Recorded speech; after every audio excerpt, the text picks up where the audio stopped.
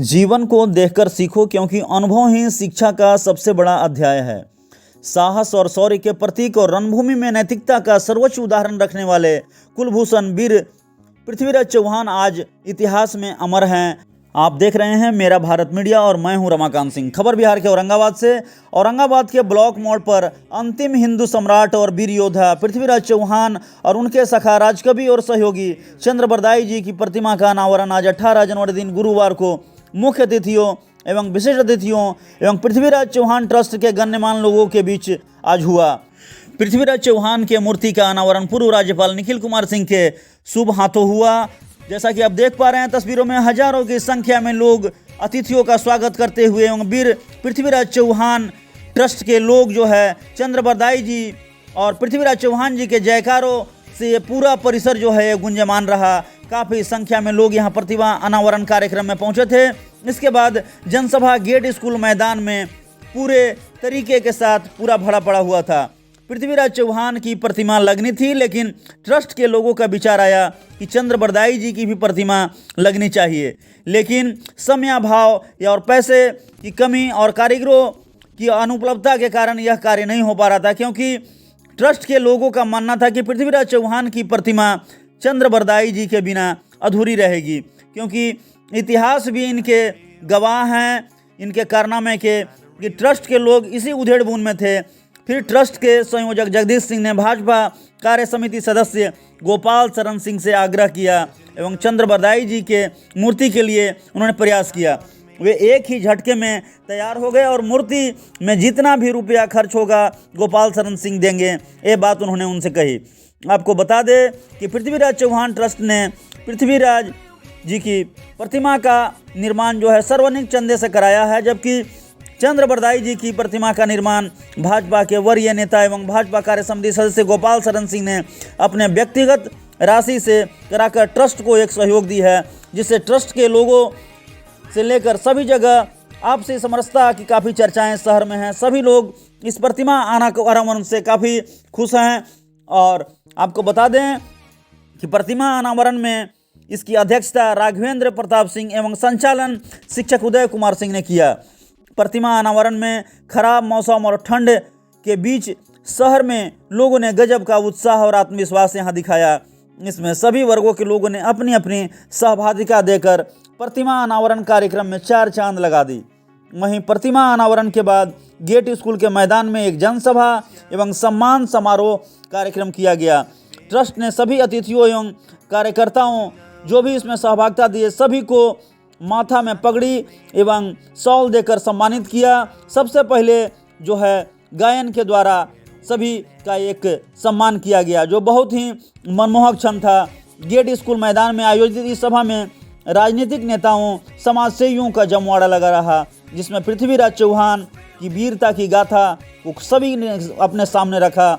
उसके बाद जीवन चरित्र से उनको प्रेरणा लेकर समाज का स्वर्णिम विकास में छतरी की तरह कार्य करने को सभी को संकल्पित किया।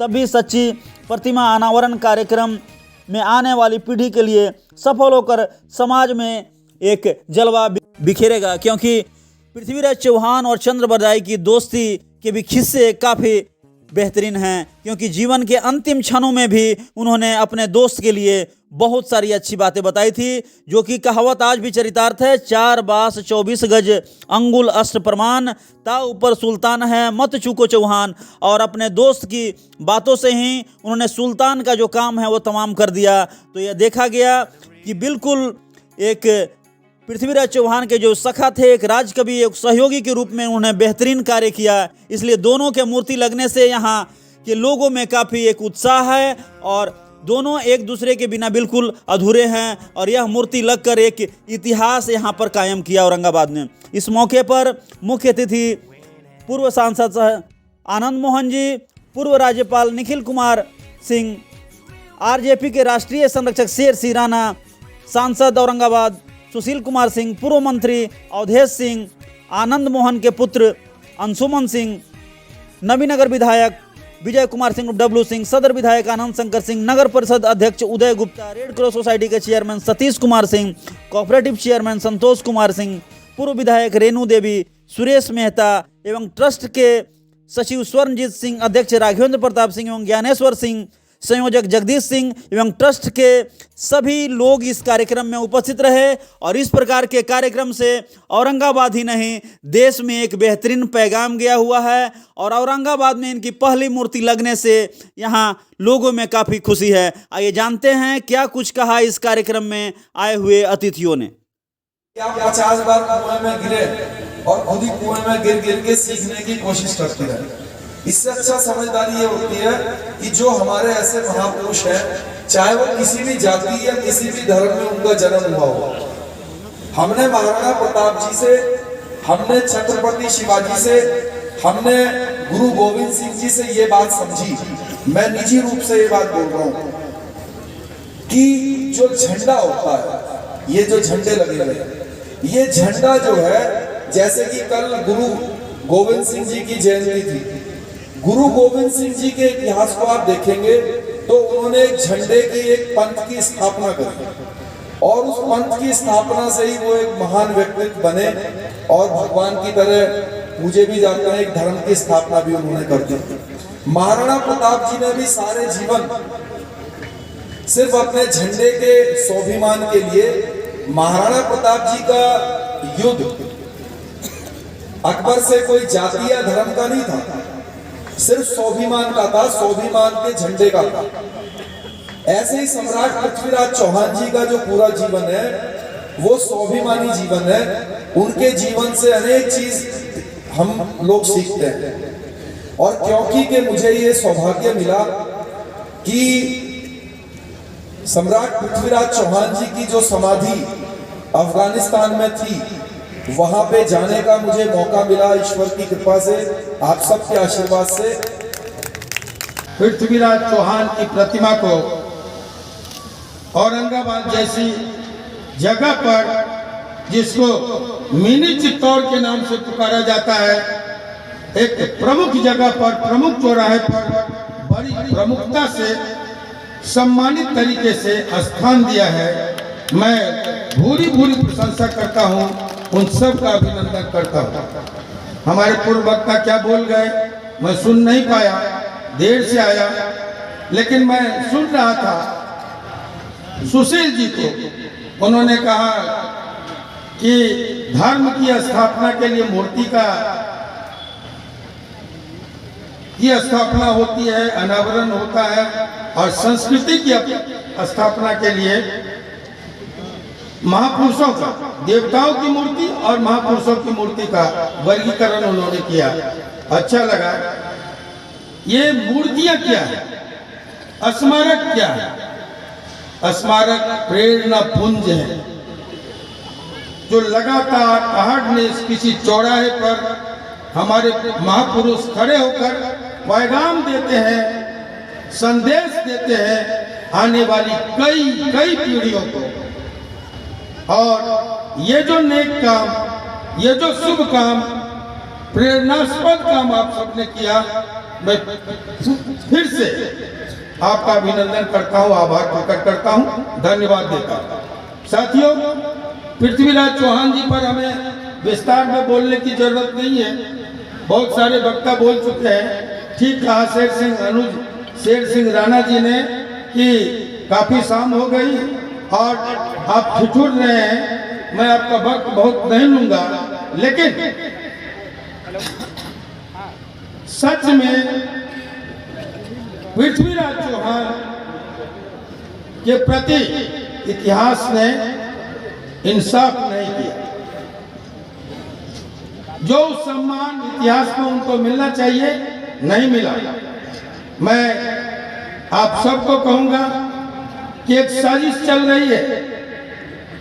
मैं सांसद से भी कहूंगा, स्थानीय विधायक लोगों से भी कहूंगा, एक साजिश चल रही है। आज जिस मोड़ पर हम खड़े हैं, जिस संक्रमण के दौर में हम खड़े हैं, वहां ठीक कह रहा था अंशुमन आनंद कि हमने रियासतें दी, इमारतें दी, विरासतें दी, हमने सब कुछ दिया। विपक्ष हमारी छीने, जमींदारियां छीनी, आजादी के बाद सीलिंग सिर्फ हमारे लिए लगाया गया।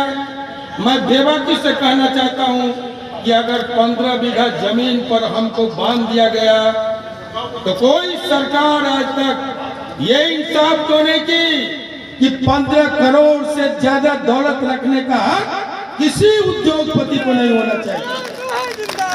क्यों नहीं ये तय हुआ आज तक? ये सवाल खड़े कीजिए आप सब ये मंचों से लोगों में। हम चलिए 15 करोड़ में बेईमानों के पेट भरने वाले नहीं हैं। आगे बढ़िए, 1500 करोड़ तक की छूट देते हैं।